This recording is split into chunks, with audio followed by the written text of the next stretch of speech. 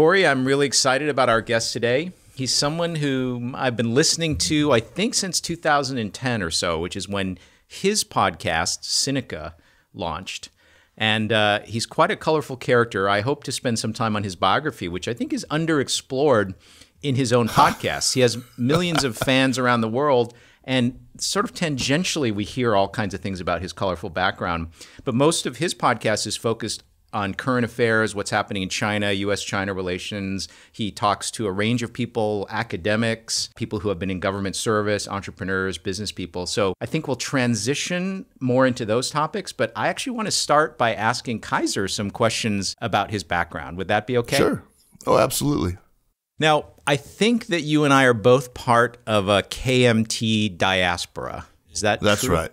Okay. So your safe parents... to assume just from the spellings of our names. Yes, right? exactly. Steve, first of all, can you tell for our listeners who aren't in the know what KMT is? Yeah, I'm going to explain it. So KMT is an acronym for the Kuomintang, which was the nationalist government of China before the Communist Revolution. The people who lost.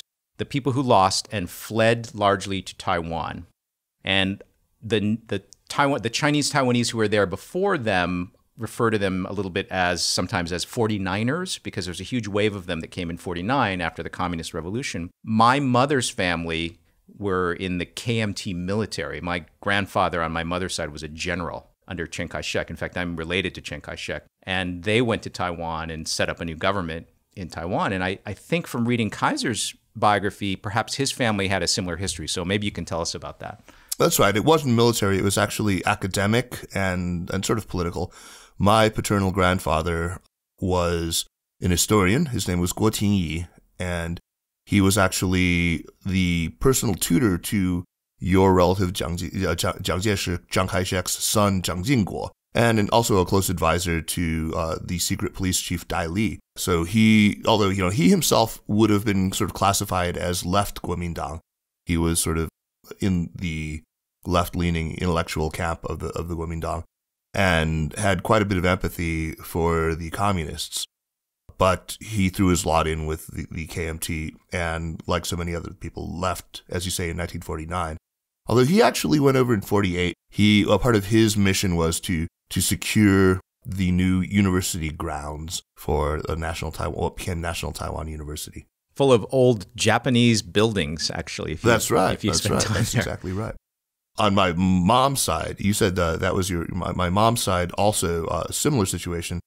My maternal grandfather was a sort of internal diplomat to one of the powerful northern warlords. His name was Feng Yuxiang, known as the Christian general for, it's a possibly apocryphal story, but he supposedly baptized his troops with a fire hose before sending them into battle. Big, tall guy with a gigantic bald head. Anyway, my maternal grandfather had studied in Germany after Chiang Kai-shek defeated his boss in the Plains War of 1930. He went to Germany for a while, came back, met my grandmother, and she went on to become a senator from the province of Henan in Taiwan after the flight to Taiwan. Right. It's amazing to think that your grandparents and my grandparents, at least on my mother's side, probably knew each other. Oh, they absolutely knew each other. There's no question. Who was your grandfather general?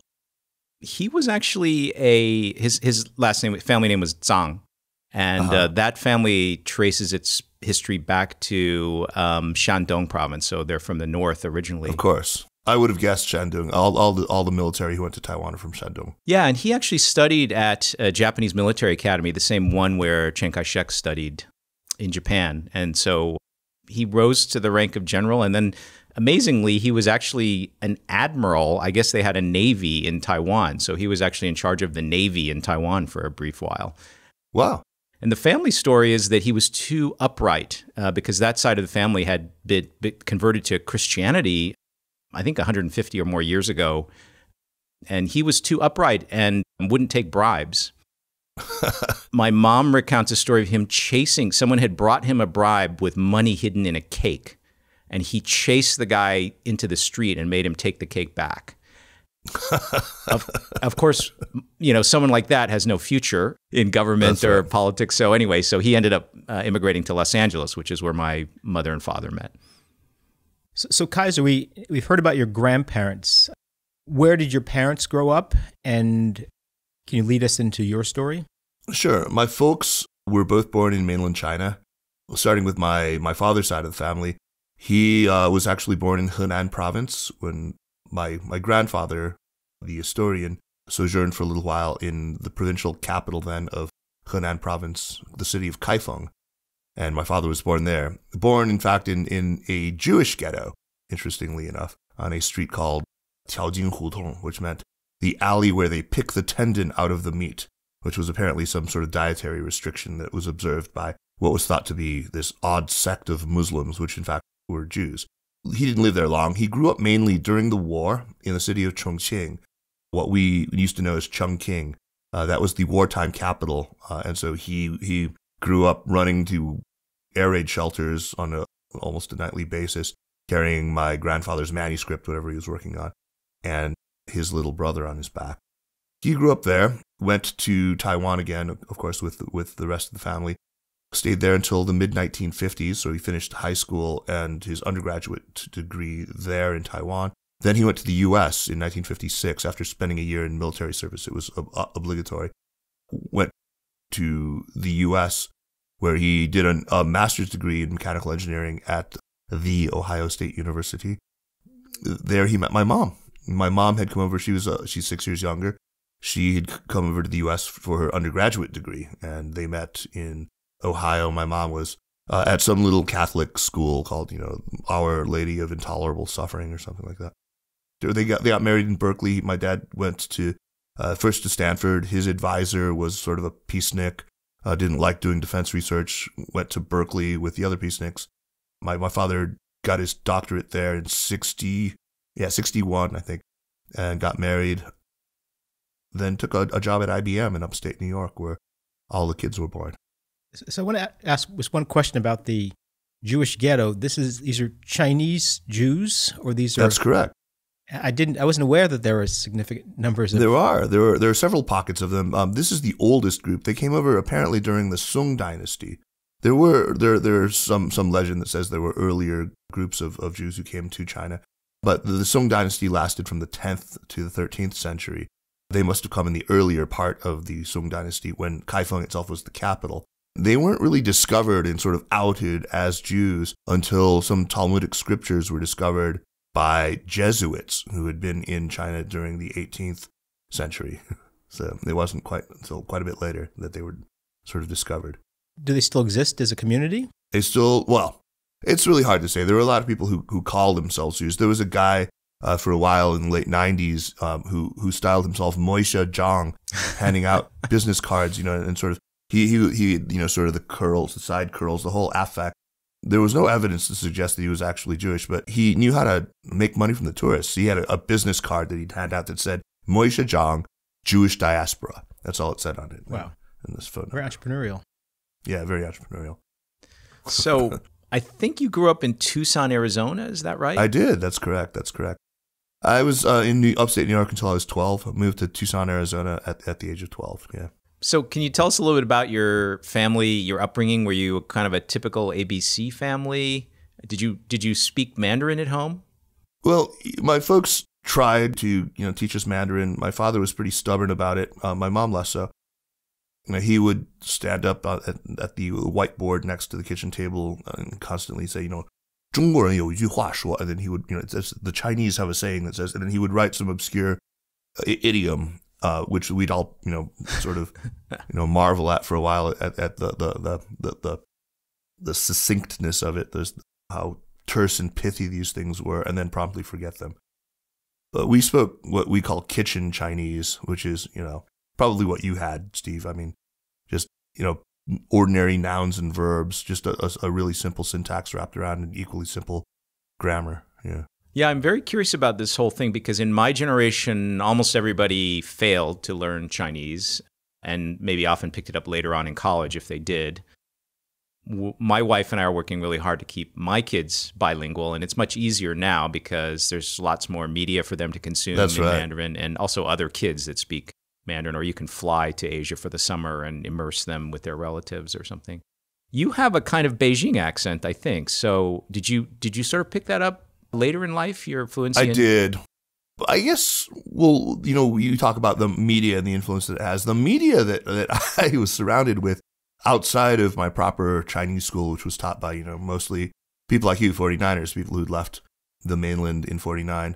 The other material that I had was brought back from the mainland, from Beijing, by my father, who took his first trip there in 1975. So he had these, records that were literally printed on red-colored vinyl and all these propaganda films. And I loved the Beijing accent. I thought that it just sounded my idea of what proper Chinese should sound like. So that's what I sort of aped as I learned Chinese. I think it's kind of funny because it would be sort of like somebody, an Italian guy learning a Brooklyn accent as his preferred accent, or a Boston accent. But yeah, that's what I'm saddled with now, and I'm kind of stubbornly proud of it. Now, you actually were on the academic track for some time, is that right? So you were an undergrad at Berkeley and then graduate school at University of Arizona. Was it in East Asian Studies? That's right. It was in East Asian Studies. I dropped out. Yeah. So tell us a little bit about that, because this is already another really unusual part of your background. So you went from, I think, graduate student in a very academic area to, I think, heavy metal rock band lead singer. Yeah. There was a little bit of heavy metal rock band before graduate school, and that's sort of what explains my recidivism and dropping out of graduate school. I finished at UC Berkeley. I was pretty intent on pursuing an academic career at that point, but I was also intent on pursuing the possibility of playing rock in China. I just sort of knew that would be fun. It would be a story I could dine out on for years afterward, no matter what happened. I mean, no matter how farcical the whole thing was. And it was pretty farcical. When I was in college, I played in a great band, and we were invited to go to China to play. And it actually fell through on our end. It was our fault that it fell through. We couldn't scrape up the money that we needed just for the airplane tickets and to move our gear over there. They were going to take care of us once we landed. That was in 1987 we were supposed to go. So that would have been the summer between my junior and senior year of college. So senior year, the band broke up. We couldn't survive because I was so embittered, because really it was one guy's fault who couldn't meet his end of our obligation. And so I just had this idea, I'm going to do that. I'm going to go to China and I'm going to play rock and roll. So that's exactly what I did as soon as I graduated. But I brought my GRE prep materials with me. I was thinking I'll spend a year, maybe a couple of years in China. Toward the end of my first year, of course, the Tiananmen incident happened, resulting in the massacre of June 4th. And so I kind of went tumbling out of China, not yet having taken the GREs, not yet having done my grad school applications. And so all I could do was go home to where my parents lived. I didn't have a place in Berkeley anymore. I mean, Tiananmen Square was a huge event for me and my friends in small town New England, actually. Sure. And so I'm really curious as to what were you doing around that time? What did you see? Yeah. Well, I was in the square, a lot of it. So two things were happening, and it was a really strange parallel existence. One was that this was my best friend from college and I, we were starting Tang Dynasty, this band that went on to become quite well known, with the two legendary names in Chinese rock now.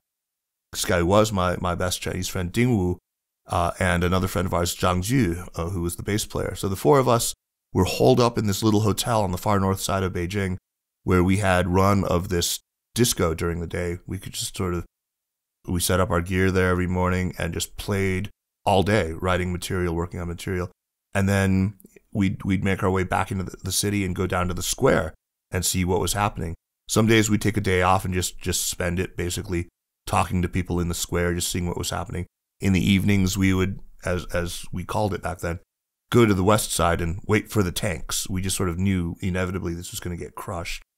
And it went on for so damn long with in a complete state of stalemate. We left Beijing to go on tour with this band on the morning of June 3rd, about 16 hours before the gunfire erupted. And I didn't know until the morning of the 7th that there had been a massacre. And I was just completely shocked by it. I mean, I had left Beijing still in a complete state of stalemate.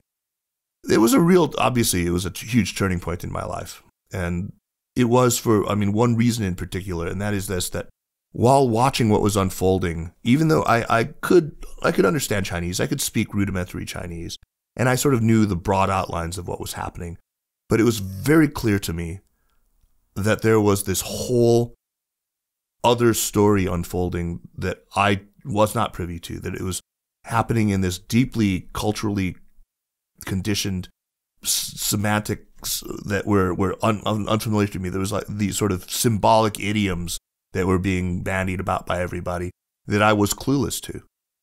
I've likened it in the past to watching Peking opera and not knowing that that guy on stage with all the flags on his back is supposed to represent a general standing in front of an army, or that the guy carrying this little stick with red tassels on it was supposed to be riding a horse, just not understanding the symbology.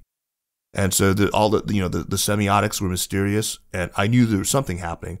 So that's really, Steve, what launched me on my academic career was just, I am going to figure out what the hell it was that I was just witness to. So, Kaiser, when you talk about these idioms, you mean phrases people were saying or acts people were performing? Or performing. Okay. Can you give an example of? Yeah. So, for example, we saw a lot of people wearing these white headbands on their heads, and they had, characters written on them. They would say, things like, dare to die for this or whatever. There was all this sort of death cultish stuff. I didn't understand it. I didn't understand the Buddhist, for example, symbology of the circumambulations around the monument to the people's martyrs. I didn't understand the whole, many of the tableaus that I was able to see of people, holding up petitions over their head while kneeling on the steps of the Great Hall of the People, for instance. I didn't understand why certain pronouncements from the government so deeply incensed people, and why it seemed to shift so quickly from what seemed to me a very reasonable movement that still very much cloaked itself in the language of patriotism, of a loyal opposition, to one that was so quite overtly oppositional. And that's what I set out to figure out. I'm curious whether, so after going back and, trying to understand what you had seen from the perspective of, I guess, Tucson, the University of Arizona, did it work? Like, were you actually able to kind of decipher a lot of these things from that vantage point? Well, I think I was, and thankfully there were a lot of other people on the case, and I was reading them, and I found many of their interpretations and analyses very, very persuasive. I think there were a lot of people sort of on that same mission that I was on. I ended up latching onto one specific element of it, but not before, for my master's thesis, I had sort of come up with a grand interpretation. I am somebody who, I've talked about this many times on the show, I really sort of believe that to understand politics in China, the key is to understand the relationship between the pen and the sword, between the intelligentsia and those who actually wield, who have a monopoly on political violence, on the leadership. And I posited that there were sort of these four modes of that relationship. That one is largely fictional and ideal. It's a mode of identity where the pen is the sword. It's this idea of this, the sage king, right? The philosopher king, where the literati, the intelligentsia, has one of their own, somebody who's entirely sympathetic to their beliefs, to their moral system on the throne. The second, I think, is the most interesting. It's this mode I hinted at, of loyal opposition, wherein these intellectuals have kind of tacit access to channels of consultation with political authority, where they're able, within quite circumscribed but still quite real space, they're able to remonstrate. They're able to make known their moral objections to some of the policies. They're able to make their criticisms heard, and those criticisms are supposed to be taken on board respectfully and actually acted on. Now, this maybe describes most of Chinese history, or is maybe the most typical mode. I don't think it's unique to China, but I think that its particular expression in China is very distinct. A third mode is one where they decide they throw down the script and they go into opposition, into sort of direct opposition with political authority, and they compete for the loyalties of the other segments of society, the military, for example, or the peasantry, or what have you, the ordinary working class folks. And finally, there's a mode that you might call eremitism, where they just say, screw it, we're going to go frolic in the bamboo grove naked and drink hot wine and write poetry and play our zithers. I've seen that. Actually, I think we might kind of be in there's such a thing happening right now, if to jump ahead a bit. But it's interesting. I think that I came up with this as like, what, a 24 or 25-year-old. And I still kind of think that it describes pretty well the modalities of Chinese politics, or of the relationship between intellectuals and the state. Do you think it was a transition into mode 3 that caused the Tiananmen crackdown? I think it was mode 2 up until the end of April, and there was quite a sudden sort of lurch into mode 3. Yeah, that's what I ended up sort of writing about specifically.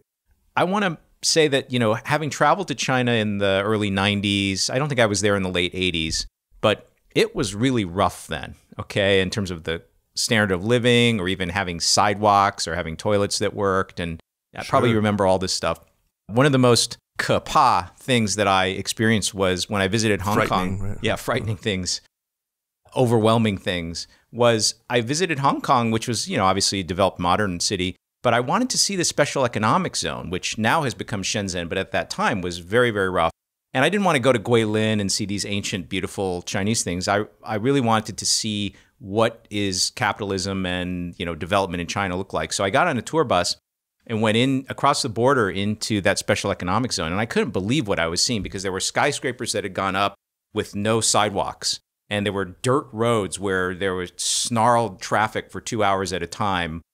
It was just unbelievable what was happening there. Yeah, very uneven development. Yeah, uneven development and rapid development. And I think you lived through all this. I mean, you were in China through most of that time and looking at it as a kind of academically trained Westerner who spoke Chinese. So I think it's a very unique perspective that you have. Yeah, I'm incredibly grateful for having had a front row seat to that. And it's hard. It's really hard to get it across to anyone. I think, we all rely on some numbers. We look at, like, let's look at per capita GDP. 40 years ago, it was $175 a person. I mean, $175. And today it's edging up on $99,200, right? It's just, I think that's like 150 times or something like that. It's a nutty difference. It's hard to appreciate. Where were you living in China when were you in Beijing all the time, or were you moving around the country during your years? I was in Beijing. We toured. I mean, usually when I traveled, it was, either a weekend trip with a girlfriend somewhere, or it was with the band on tour in some city. There were later in life, there were occasional business or reporting trips, but for the most part, I only saw China from some very strange vantage points. Now, I saw places that most people have never heard of, which was a lot of fun. But I have to say, I mean, I do regret having sort of been planted for too much of my time in China in the city of Beijing, which is by no means representative of the country. But I'm sure when you were touring, you saw some pretty backwater places. I did. But again, you don't get a whole ton of time. You don't get to sit down and really pick people's brains and be anthropological about it at all. You're seeing it just sort of from stage. You're given VIP treatment. You're put up in the nicest place they have in town to offer. They're feeding you, their local delicacies. And so, yeah, it's a very different experience. My poor man's way of doing anthropology in China is that when I travel there, I always make it a point to talk to the cab drivers and the maids who work. You and Tom Friedman, yeah. Well, okay, there you go. But I actually speak enough Mandarin that I can probably get a little bit more out of them than Tom Friedman. Right, yeah. But you get a sense of what people are thinking, I think, in those moments. Yeah, cab drivers especially, I mean, the ones in Beijing I think they're a national treasure. Those guys, I mean, they can really talk a real blue streak of how the mighty screw the meek. They're very good on that. The most insulting thing that I've had said to me is, I'm speaking Chinese to them, but they're trying to figure me out. They can't quite figure out. And they'll usually guess that I'm Korean or Japanese before they'll guess that I'm a Chinese American. They'll say, "What are you? Your accent is so bizarre. Are you a Japanese? Are you a Japanese businessman or something?" So anyway, I've been insulted. You can't insult me any more than those guys have insulted me. Bet I could. No, I know exactly what you mean, and a lot of people of our heritage endure that. There are worse things in the world. I mean, I've found other people who, really hate being mistaken for local, and others who want nothing more than to be mistaken for local. I sort of fall into that latter category. I'm always hoping that I'll be able to fool the cab driver. I think that I can speak well enough so that if I'm not in his rearview mirror and he can't see my weird range of facial expressions and my body language, if I just keep it purely verbal, I can convince him that I am a Beijinger. And maybe I spent a few years abroad and lost some of the authenticity of my accent, but that's about it. I'm basically a Beijinger. You know, I'll mention a psychological experience, which I think all Asian Americans experience. And this happened to me even not just when I was in China or the Sinosphere, but when I was in, say, Korea or Japan. I could get on a subway and, you know, unless I was dressed very strangely compared to the locals, no one would look at me twice. I could just feel a solidarity or oneness with all the other people in the train car, even though they were Japanese or Korean and I wasn't.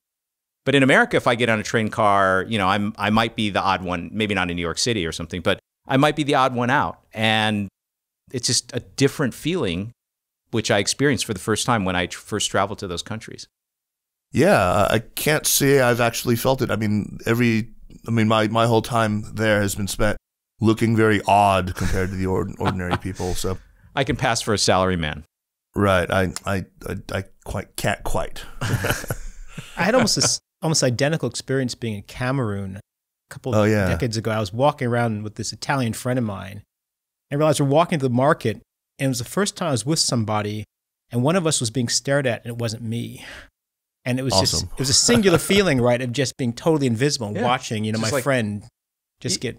You know, even though you maybe didn't speak the local language, you're like, man, I can just chill and nobody's going to, as long as I don't do anything that gives it away, no one's going to look twice at me. But what's shocking is fascinating watching both people look at him and watching his reaction being looked at. You know, he's a pretty chill guy on the whole. In fact, hopefully we'll have him on the podcast soon.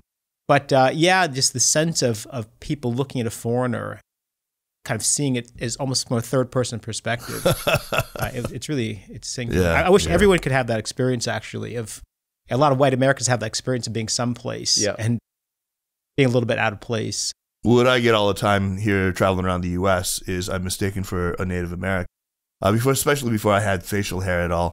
This is my Trump resistance facial hair. But when before that, constantly being mistaken for Native American. I mean, either by well-intentioned people, you know, I don't mean nothing by this, but what tribe is you? That kind of thing. Or I'd get like some redneck just going, you know, hey, chief, fill her up. What can I get you, chief?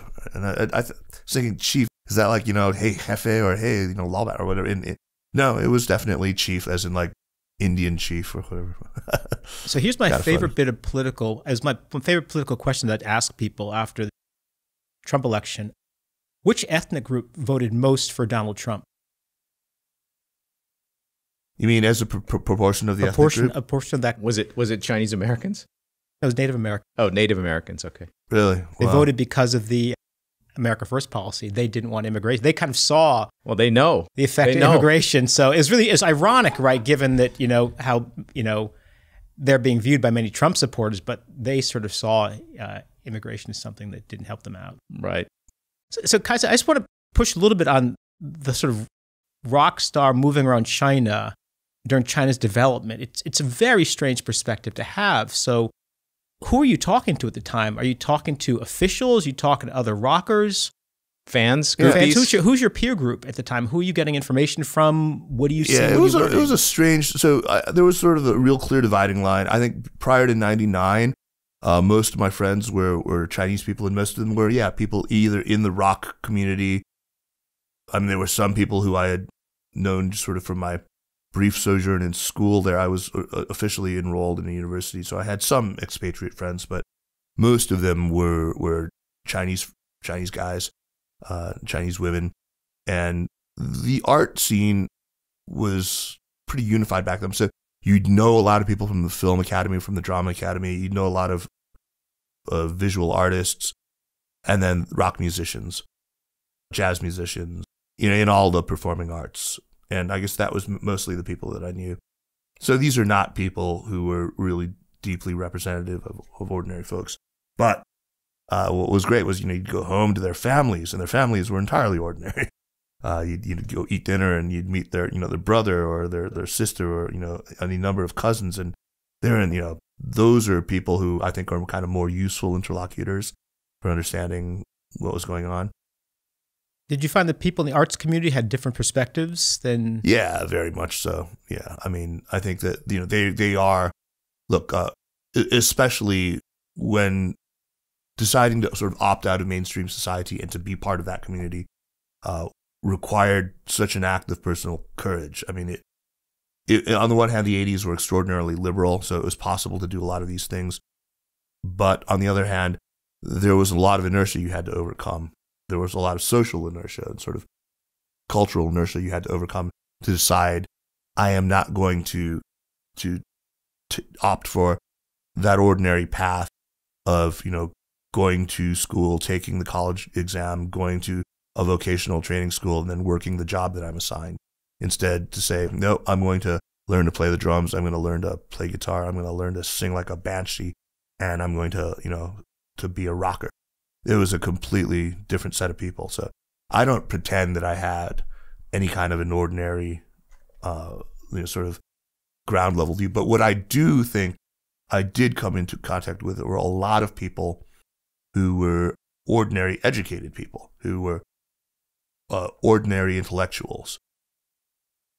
I did have some friends who were sort of among the more prominent dissident intellectuals who we know a lot more about in the States. But I did have a lot of friends who I would consider to be just sort of ordinary intellectuals. And those are people whose perspectives I think we really need to understand. So at some point in your time there, and you were sort of continuously, after you left graduate school, you were continuously in Beijing for a long time. Is that right? Yeah, 20 years. 20 years. And at some point in that time, you made a transition from rocker to, for example, guy who works at Baidu. Yeah. Can you talk a little bit about that? It's not as strange as it sounds. There's there's one weird leap, which was in '99 when I quit the band. I quit the band in the sense that, I broke up with you before you could break up with me, because, it was clear that I wasn't welcome. So let's make that clear. When I quit, I basically went home that night and did this mental kind of catalog. Okay, so what am I going to do after this? I can go back and pick up where I left off on my dissertation. I can, try to reinvent myself. I can start a new band. And then I just sort of decided that, look, one thing that I can do, I can speak and read Chinese, and I'm a good writer. I've had some academic training. I went to a good school. I can become an editor for one of these new websites. It was still kind of fairly new word in '99. The internet was on fire in China. There were all these people wanting to start companies, and I knew I would be able to get a job doing something like that and that it would interest me. I had been tasked with, building a primitive website for the band, so I knew a little HTML. And, my dad was an IBMer. I was around technology all my life. Nothing intimidated me. So I went for it. And I closed my computer that night thinking, tomorrow morning, I'm going to apply to a bunch of these internet companies. But before I could even, finish my scrambled eggs in the morning, the phone rang, and it was basically a job offer out of nowhere from a guy who's, a very, very well-known media figure who had invested in an internet company and was looking for an editor-in-chief for their English side, and for some reason thought of me. And I took that. It was marvelous. It was a company called ChinaNow.com, and it died in 2002. But for those 3 years, it was just marvelous fun. So from there, it was really easy to transition. Since I was in a quote-unquote technology company that I was doing editorial, it was very easy to then become a reporter writing about the burgeoning tech industry in China. So that was like sort of a real seamless transition. I started freelancing a bunch, and then eventually got a gig writing for a pretty well-known Silicon Valley publication as bureau chief for China. That was called Red Herring. Do you guys remember Red Herring? Yeah. Sure. Of course. I ran a startup during that first bubble, and of course, Red Herring during the peak of the bubble was a thick magazine because of all the advertising, and then as the bubble burst, that became a very thin magazine, and then no magazine at all. That's right. I was during the sort of the thin to no transition period, and it was terrible. I mean, it was a great brand that was run into the ground by just incompetent management. by the publisher. He was just absolutely terrible. We all hated him. In fact, I just ran into in New York last week, and we were reminiscing, as we always do, about how much we hated that bastard. You know, all these great things are often very fragile. You know, they can only really survive under certain circumstances, and then that's it. So once you're an established tech writer, then suddenly all the internet companies want to hire you as their communications director because they figure, hey, you're buddies with all the other tech writers, so therefore you'll help, just sort of soften the coverage of us. And so finally I succumbed to that, the temptation, and I first went to Youku and then to Baidu. So during that time, so from listening to your podcast, and I think I probably have listened to hundreds of your podcasts, if you've made hundreds. I have, yeah, 400 or 500. Yeah. So, I get a sense of you as actually an intellectual with pretty deep interests. And so was your internal monologue during that time, yeah, I'm working for the man, I have a family now, but, I could tell you never lost your inner curiosity about things. Yeah. And they didn't want me to. I mean, I think that my whole pitch to them was that, look, you can hire some guy who's worked for a PR agency and just sort of knows, by the book PR, or you can hire me, who's somebody who journalists might actually enjoy having lunch with for an hour a week. You can hire me, who's somebody who, might be able to sort of think more creatively about some of the communications challenges that we have. I think they bought it. And were you always in the English-facing role, or was your Chinese actually good enough to actually have the Chinese media-facing role as well? Oh, no. It was definitely, I think I would have been okay enough to do that. It's just different animals completely. I kind of don't even want to know what the Chinese-facing side of PR for any of these companies has to do, because you're really in the mud with the other, sort of mud-dwelling animals. Yep. You might have to spend a lot of time well, maybe not anymore since they cleaned it up, but for a while you probably had to spend a lot of time at a KTV or something with the... It would have been that, yeah, that sort of thing. And I mean, my liver and my conscience probably neither could have really taken it. Do you know what KTV is? I don't know. It's funny because it sort of can mean karaoke, but in the early rough days in China, it could literally mean a brothel. Like you're going to a brothel where a bunch of business guys... The same thing. Right, yeah, right. Are basically... So, you would have these hostess girls come in and they'd have numbers and you'd pick which ones. You'd bring them into the room with you and then they'd all, everyone would get drunk and then some clothing would come off and and it was just, not my thing. Yeah. So this is sort of the picture I think many Americans have of after-hours Japanese business world. Yeah, it's learned from that. Okay. Is it still exist, or has it changed much? It's changed a lot. It's Xi Jinping's anti-corruption campaign has taken a lot of that out.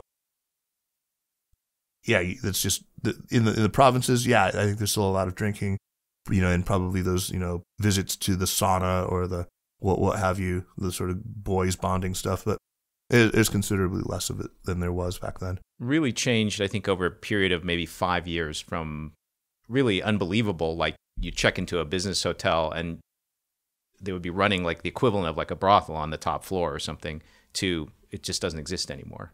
So right. For that, maybe she gets some credit. I don't know. Right. It's interesting because I'm very much a non-expert in regards to China. I've been to Hong Kong twice. But I've heard different things about Xi's anti-corruption campaign. I've heard some people claim it's score settling. Some people claim it's fully legitimate. It sounds like it's clearly a little bit of both. Kaiser's the expert, but... Yeah, well, I'm not the expert, but there is an expert, and his name is Peter Lorentzen at the University of San Francisco, and he's just published an excellent paper which looks at exactly this question. Well, first of all, more than 630,000 people have been disciplined now. That includes something like 120,000 who have been expelled from the party or actually jailed. Usually both happen together. Nobody has 630,000 scores to settle. That's just, I don't care how big, how many friends you have on Facebook or whatever. There's just nobody. So it's obviously not possible. At the same time, as Peter's study has shown, Xi's inner circle, these people who are around him, people who he's close to, have not been touched. So there's clearly some personal touch going on in there. I mean, his own personal people have been left alone, while around him, literally hundreds of thousands have gone down. It's one of those things where it's pretty hard to imagine having been a ranking bureaucrat in China during the 90s and the 2000s without getting some stink on you. Almost everyone's got a little bit. It's like being a Hollywood producer and not having some Me Too something in the closet. Or a New York real estate developer. Exactly. So, okay, I guess we've transitioned a little bit away from Kaiser's life story and more into China proper. Great. Which thank God. I want to advertise your podcast again, because I think it's one of the best places where you can hear people who really know what they're talking about discussing these issues in depth, I would say. Tell us a little bit about your idea behind the podcast. What's been your goal with it? And what do you think, how long has it been going on for? Yeah, Corey, that's a great question. It's been going on now so we started April of 2010. So we're close to our 9th anniversary. The podcast was really the brainchild of Jeremy Goldkorn and me. We were two guys kicking around Beijing, both of us with a lot of interest in media, a lot of interest in current affairs in China. Both of us had sort of large networks within the journalist community, large networks within the NGO community, within the business communities. And we thought we would just convene a little conversation that would be like a dinner conversation that was a little more structured than that, where we'd have a couple of topics we'd go through, like we're doing right now, just sort of rapping about interesting stuff. I kind of, by default, fell into the host position, and we just said, hey, let's just try this and see what happens. It happened that we had this friend who was running podcasts for a Chinese language learning business that he had started. So he had mics and digital recorders, and he had volunteered to edit for us, to produce the thing, to put it out. And all we had to do was come up with guests and come sit for an hour and yammer. So we did that. Corey doesn't realize, but we're inspired by your podcast, and he's Jeremy Goldkorn, and I'm Kaiser Kuo. So you'll have to look up who Jeremy Goldkorn is. Could be fun who I am, actually. So Jeremy is a real character. He's a guy who's born in South Africa, from Johannesburg. His surname's Goldkorn, so you can sort of guess the ethnic derivation of that.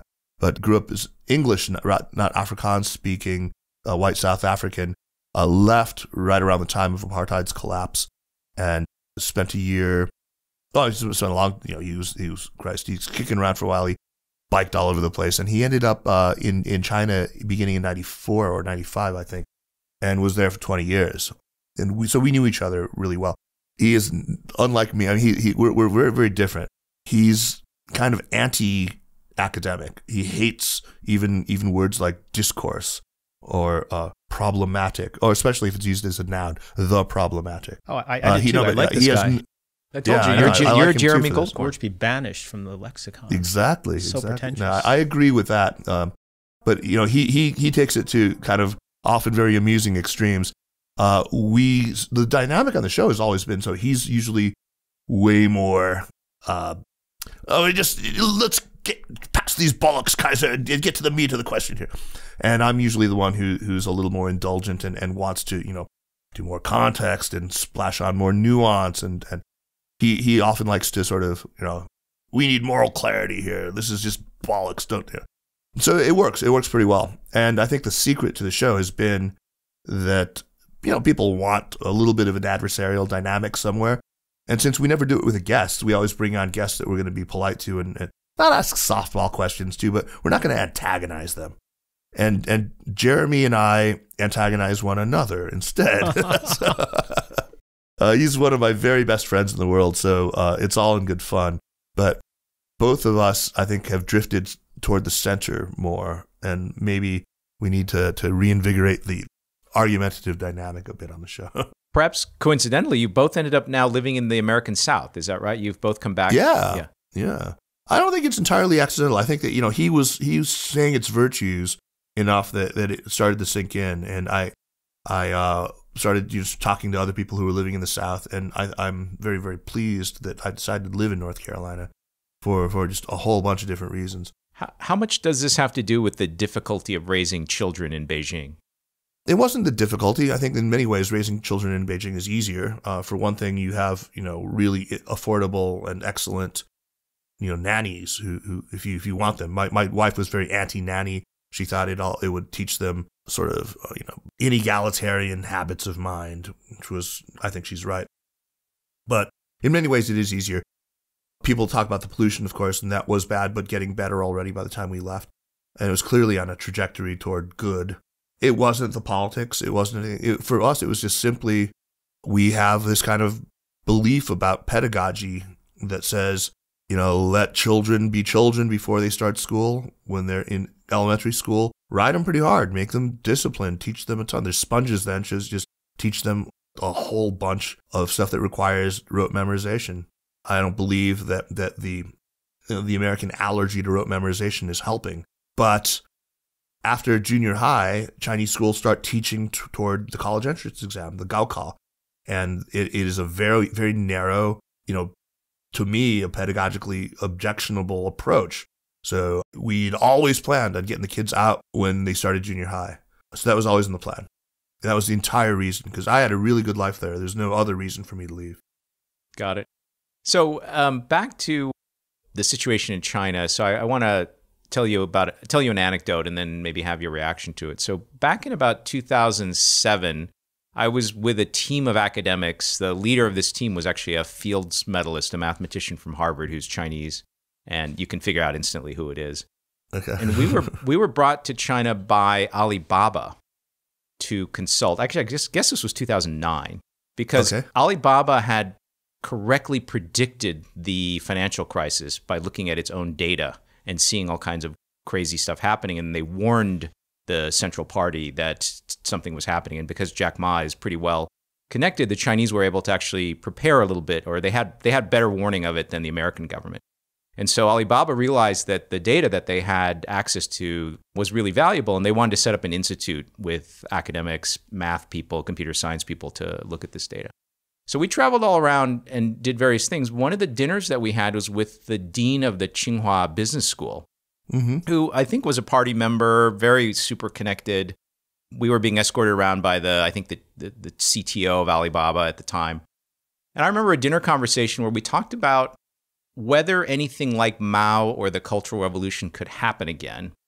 And everyone with very high conviction said, no, people still remember the Cultural Revolution. The rules for succession now are very clear and they will be followed.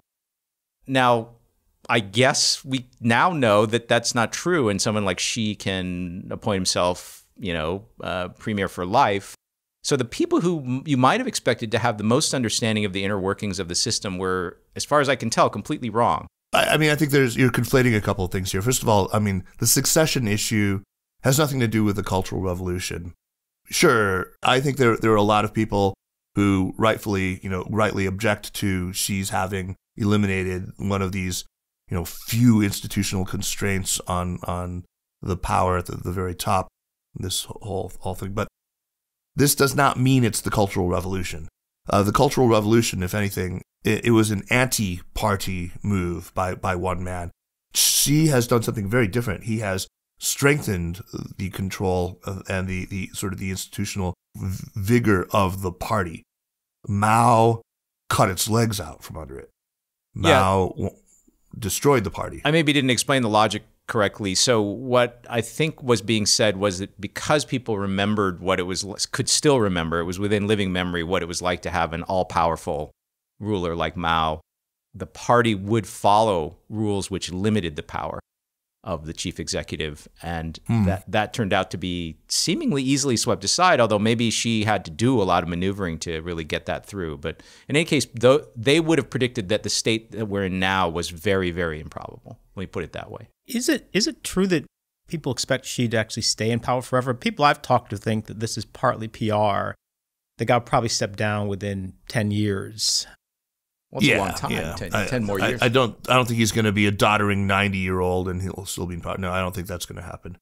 The issue was that at the time, and even now, so at the time there were discussions about, is there a China model of governance? Not just China model for industrialization or economic development, but for governance, in which you could have a kind of authoritarian system, but they would follow their own rules. And people kind of believed that that could be the case. But now it seems, at least the narrative that's told in the United States, is that no, now it's kind of, once again, the instability toward having a strong emperor has happened. And those people would not have predicted that this was possible so soon. So that's what the few people I've been talking to question, right? China have said, well, they think the U.S. narrative is actually not correct. And this picture of him sweeping away the constraints is actually not fully correct. Yeah, I would tend to actually agree with Corey. I think that it's been exaggerated, the extent to which he has truly swept away any checks on his power. He certainly has arrogated to himself a lot more power, well, certainly than his immediate predecessor. I mean, we are comparing it right now to Hu Jintao and Wen Jiabao, where it was during the 2003 to 2012 period that was quite deliberately a collective leadership. They were at best primus inter pares. There were very, very powerful other figures, not just within the Politburo Standing Committee, but just beginning with the Politburo Standing Committee, and that became quite obvious by 2012 when he was actually challenged, as we now know, very, very seriously by other power centers within the upper echelons of the party. What we're seeing now is in large part a reaction to that anomalous situation. We're seeing a correction to that. That, they think, in their internal analysis, was a near-death experience. They think that that cannot be allowed to happen again. That happened because they would, in their analysis, there was too much faith placed in this idea that a collective leadership could keep the ship running smoothly. They no longer really, a lot of people do not have faith in that idea, because you look at what happened during that time. This was the period where corruption really, really, really took off. You had interest groups that were quite powerful, that were based in major industrial areas, like, not geographies, but in the petroleum industry, for example, that produced this guy, Zhou Yongkang, who was one of the major members of this cabal that really sought to unseat Xi. So I kind of get why they felt it was necessary to do this. And they look around in the international environment and believe that shaky leadership transitions right now would be really, really unwise, because, look around you. They believe that China is in an almost unprecedentedly hostile environment. I don't agree with a lot of their assessment, but we have to be able to think ourselves into their heads and see the world as they do. That's a core tenet of my belief. That's how you watch China, is you learn to see how the Chinese leadership sees the world. Yeah, I don't think it's crazy for them to be worried about external threats. Or internal ones. Right? Yeah, or internal ones. How do you view the current situation between the U.S. and China? To me, it seemed like sort of toward the end of Obama, there was finally a realization that this is a true strategic competitor and we need to start actually thinking seriously about it. And now, of course, Trump has brought people like Navarro in who are, rabidly anti-China. Sure. Pillsbury, Lighthizer, Navarro, Matt Pottinger, all these, yeah. We feel it at the university. So, of course, there's pressure to shut down all the Confucius centers. There's pressure to tightly monitor Chinese researchers when they come on campus. And so there's no telling where it could really head. Curious what you think. Yeah, this is the big issue, of course, of our time. I don't think that we should be careful about deploying words like Cold War, but we're in a perilous situation right now when it comes to our relationship with China, at a time when bilateral cooperation is more necessary than ever to address any number of really important global issues that we face. First and foremost, of course, climate change. But this is it's a tragedy right now. China has really managed to throw some serious cognitive dissonance at the United States a couple of times now. Really three times that I can think of. One, of course, was, it was almost axiomatic for us that you're not supposed to be able to be a flourishing free market economy under an authoritarian political, rule. But China was exactly that. So that threw us for a loop. Then you weren't supposed to be able to innovate, of course, if you didn't have total freedom of free-flowing information. In China, with its notorious internet censorship, which is very real, with all its constraints on academic research, which are very real, wasn't supposed to be innovative. And somehow that narrative has flipped completely, and we now think of China as, threatening to eat our lunch in terms of innovation, that, it's going to beat us to deploying quantum computing. It's beating us in the railgun. It's beating us in CRISPR-Cas9. It's beating us in self-driving cars or in which is, I think most of that's nonsense. So it just keeps doing this to us. And that one in particular, that's one of the sort of sturdier bastions of American exceptionalism.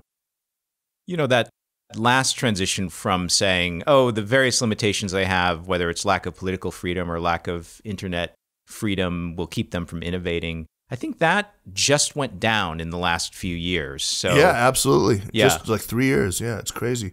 Joe Biden and Carly Fiorina were it was a big talking point for them in their campaign. Or Biden was giving, speeches saying how, China will never innovate because it's not free. Carly Fiorina was saying, hey, show me one thing that the Chinese have ever innovated. And yeah, and I think it's amazing that was still a pretty widely held belief just a few years ago. And now, obviously, pendulums tend to swing overcorrect and swing too far. But now it's pretty clear that there are many things that they're innovating on. So I think it's amazing how fast that storyline faded away. And I think actually you would have to be crazy to think that they're not going to be a strategic competitor going forward. Recently, I was in Silicon Valley talking to some AI researchers and Chinese AI researchers. And one of the things that came up was there's a consistent or persistent discussion in these sort of Chinese tech communities as to whether it is basically too late for the United States now. So the economy in China is big enough of the key technologies they have mastered. You have to count very carefully the ones that they're still struggling to master. And so therefore, even if Trump threw everything at them, it would be a rough decade, but they feel pretty confident they would actually win out in the end. And that's an interesting mindset. It'd be hard to identify ones in which they're hopelessly behind. Look, the whole ZTE episode did lay bare what some of those gaps still are. There are some gaps. But yeah, I actually think that the advantages that China has right now, because look, I do basically buy the idea that in artificial intelligence right now, especially with deep learning, we're not in the age of innovation right now. We're in the age of implementation. And the data that Chinese tech companies have amassed is going to be a significant competitive advantage. We were talking about Shenzhen.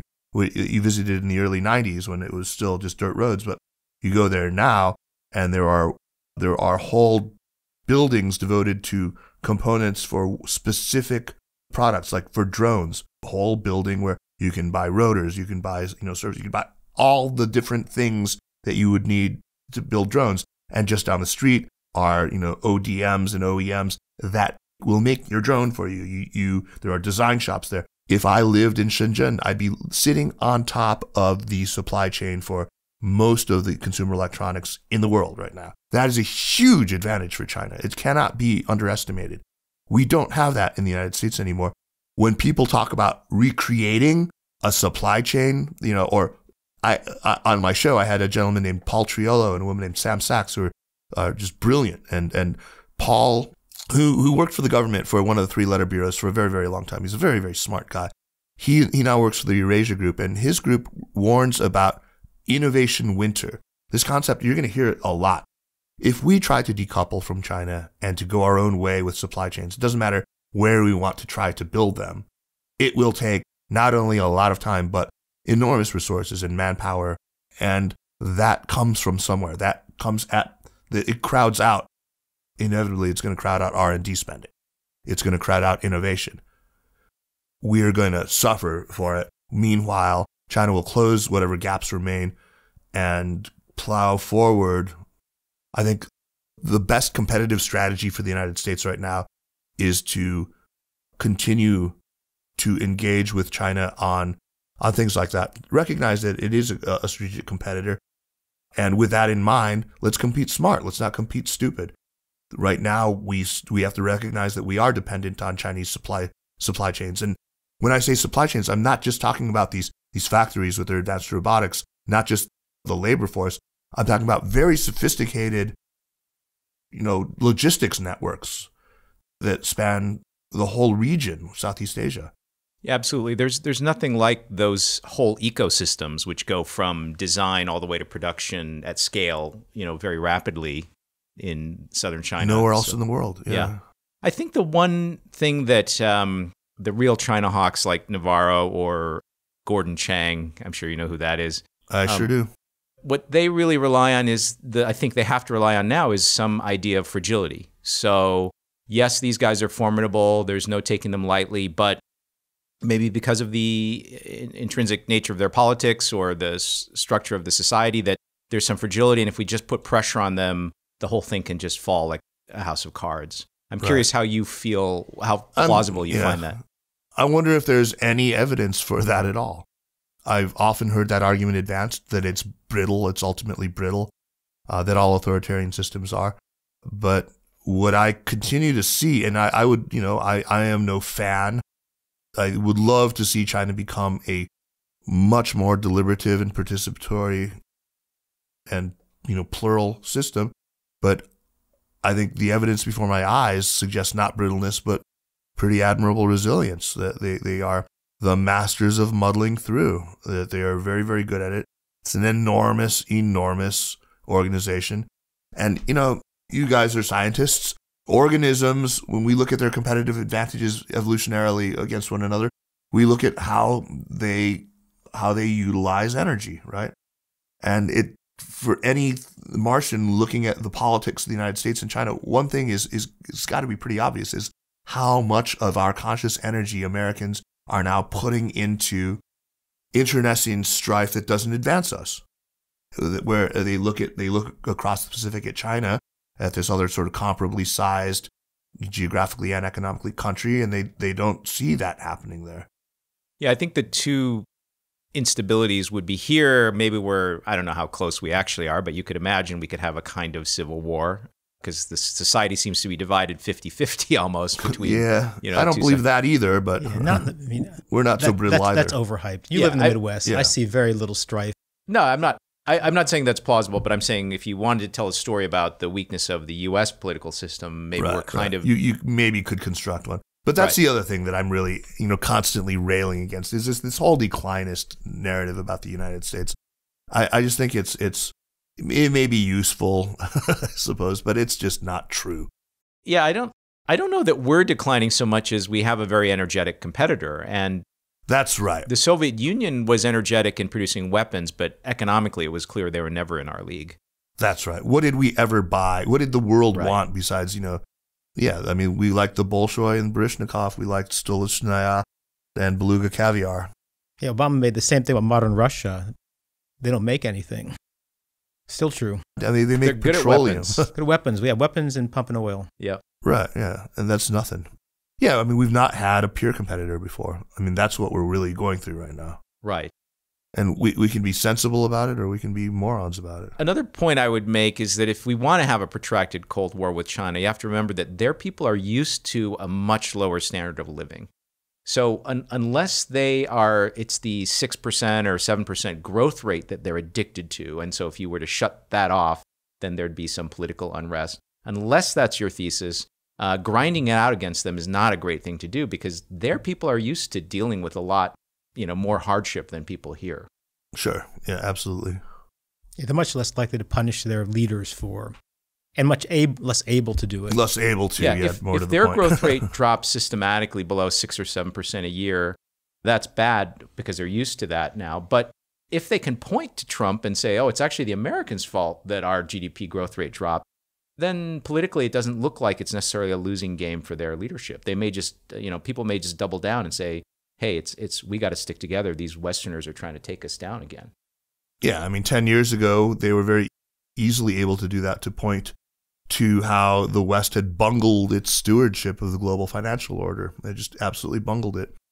And, China put $1 trillion of stimulus into its economy and rode this thing out. They're, it's kicking the can down the road a bit now, and the debt problem that's resulted from it. But it looks quite survivable right now. Another bad round. Although, I guess I'm pretty optimistic right now. Trump is talking about meeting Xi at Mar-a-Lago in March, and it looks like he's sort of in the mood to make a deal. I think that I've read a couple of things, now that he's walked out of talks with Kim Jong-un, that this was sort of meant as a warning for Beijing that he's able to do the same with them. But that's not what I'm sensing. It's interesting because the main China hawk people in the Trump administration, like Navarro and people like this, they don't have any constituency in Washington, whereas lobbyists for U.S. companies, people that, the market itself, like you see what the market does every time it looks like there really is going to be a full-blown trade war. There are many, many forces pushing Trump to be moderate in these negotiations with China, and only a few forces actually that are pushing him to be really tough. So for them to actually slap this 25% tariff on $200 billion worth of trade, the market would tank immediately. And who would give solace to Trump? Peter Navarro? I mean, it's just the political economy of it looks very strange to me. I really hope you're right, Stephen. I really hope you're right. Kaiser, if you could I just want to hear your perspective. You could make some recommendations to the Trump administration. What do you suggest they do in relationship to China? Resign. Let me reformulate slightly. So imagine that you're the leader of the United States and you feel like you have to take at least some slight risk-averse attitude toward China, because if they do get way ahead of us... I do believe that, yeah. Yeah, say their GDP gets to be twice ours or 1.5 times ours, and they're not nice, okay? If you have to guard against that tail risk, what would you do? So I think one thing that I would do is I would really, really start doubling down on my existing diplomatic relations, my alliances. I would look, one of the effects that we've seen of Trump's hostility toward China, not just China, but other trade partners, is we've driven Shinzo Abe and Xi Jinping back into one another's arms. It's been reported on, but only very little. But it's something that the Japanese press is talking about all the time. There is this like full-blown rapprochement happening right now between China and Japan. And what's driving that? The trade hostility that both of them are feeling vis-a-vis the United States. Both of them, they're large trade partners, the United States, right? So they're moving into one another's arms. We run the same risk with South Korea. We don't seem to be handling our close alliances very well at all. Look at what happened recently. I don't agree with what Trump's trying to do with Huawei, but we've seen two key defections within our closest NATO allies right now, with the UK and Germany, both now saying they will allow Huawei to build critical components in their networks. Yeah, this whole Huawei 5G story is kind of nuts. It's remarkable, right? Yeah. I like an idea, because so much of it does boil down to technology, and there are other issues that we can talk about, but when it comes to the tech Cold War, an idea that I'm enamored with is small yard, high fence. We need to just make a more realistic assessment of what belongs inside the fence and what we cannot hope to include inside the fence. And things that we cannot hope to include are all these things that we're currently calling dual-use technologies. Look, some of these things are out of the bag already, and there's out of the bottle. No way we're going to put them back in. In fact, I'm not even really sure, beyond a few weapon systems, what should really go in the small yard with a very, very high fence right now. I think that basically, if I could just slap sense into Trump, it would just be to stop thinking about simplistic, idiotic metrics like our trade deficit with China as a means of gauging the health of this economy versus the health of theirs. No serious economist would view that as a reasonable metric to look at.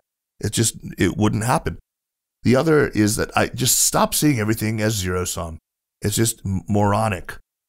It is not, competition. It is competition, but it is not a zero sum competition.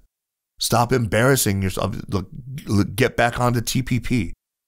That's another thing. Just like, yeah, I think if Trump hadn't scrapped TPP, that would have been one of the most formidable that's right.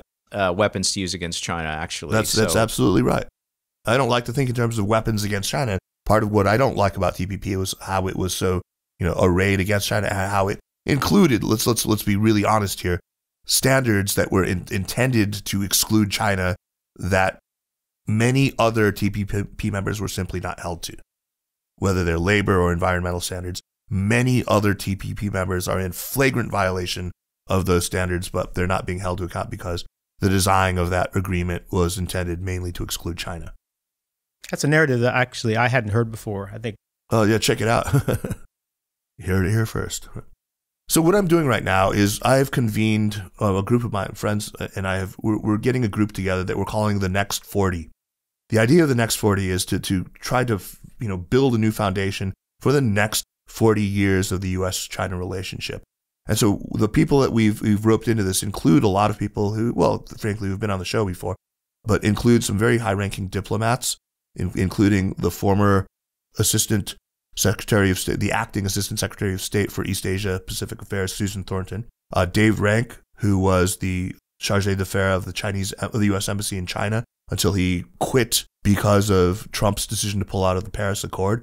We have serious, very, very respected environmentalists, very respected people who study national defense and security, people who work on human rights, a lot of technologists, people who are interested in bringing more light and less heat to conversations, who have, no a priori assumptions about whether it's dovish or hawkish policies that are best to advance our interests, but have American interests in mind first.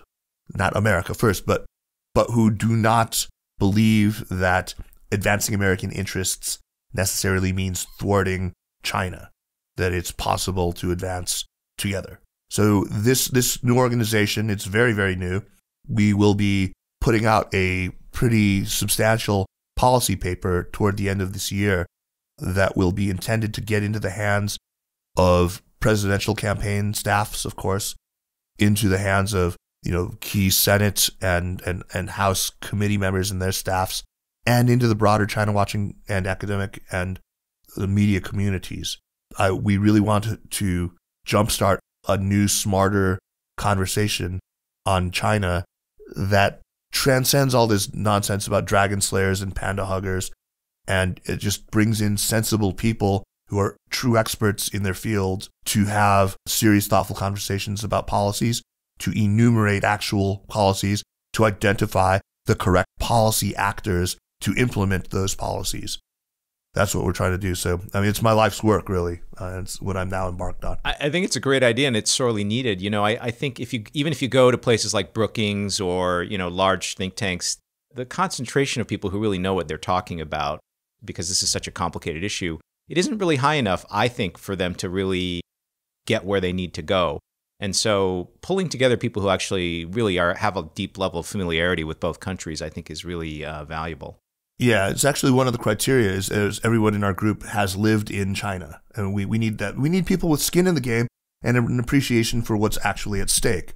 I don't want, keyboard warriors who just sort of, toss off these missives into the ether and play at, hard ass, right? Who I don't know, people who are cavalier when they're talking about literally millions of lives.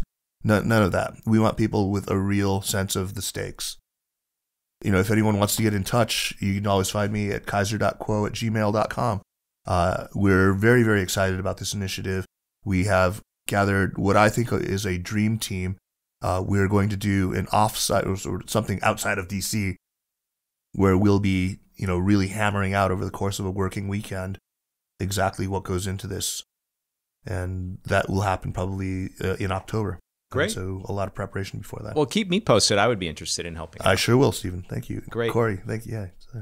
Yeah, I'd love to hear more. Absolutely. One last question. Are there any of the presidential candidates, the Democrats are the ones who announced so far, who seem like they have, from your point of view, kind of their heads screwed on right as regards China? So I know there are a couple who have their heads screwed on wrong so far, but I'm not going to name names. The one person who I have a lot of confidence in is somebody who I actually met while she was in China and seemed extremely sensible. She was, at that time, I believe she was not yet Attorney General. No, she wasn't. She was District Attorney, as Kamala Harris, of course, who, as a Californian, I spent a lot of time in California myself. I think that people in the state government of California really know what's going on. Jerry Brown, for example, the ex-governor, was one of the smartest people when it came to on understanding how at a subnational level, at a state level, the relationship with China could continue despite what the chill that we've seen in the air. He's done a tremendous job. So I really like Kamala Harris so far. You know, it's really interesting. I spent about 10 years on the West Coast, and I have to say that it made me really aware of the heterogeneity in the U.S. because in many ways, I spent about 4 years in Seattle. Seattle was as much connected to the Pacific Rim, maybe more so than actually felt connected to Washington, D.C. You had a lot of news out of the Pacific Rim, a lot of news about China and Japan. And there was a sense that Washington, D.C. was just this place very, very far away. I mean, people couldn't quite figure out how that place had so much say over our lives, you know? Distant capital. I wonder the same thing all the time. Yeah, I mean, it really gave me an awareness of a lot of the sort of kind of survivalist types out in Washington State, because they just seem to be this feeling that there's this distant capital dictating to us and our interests were probably someplace else. It's fascinating. It kind of it helped me see the world through sort of different perspective when I saw how people thought about the state. I'm from the East Coast, and I just, you know, from the East Coast, back then, Seattle was some podunk out there, you know?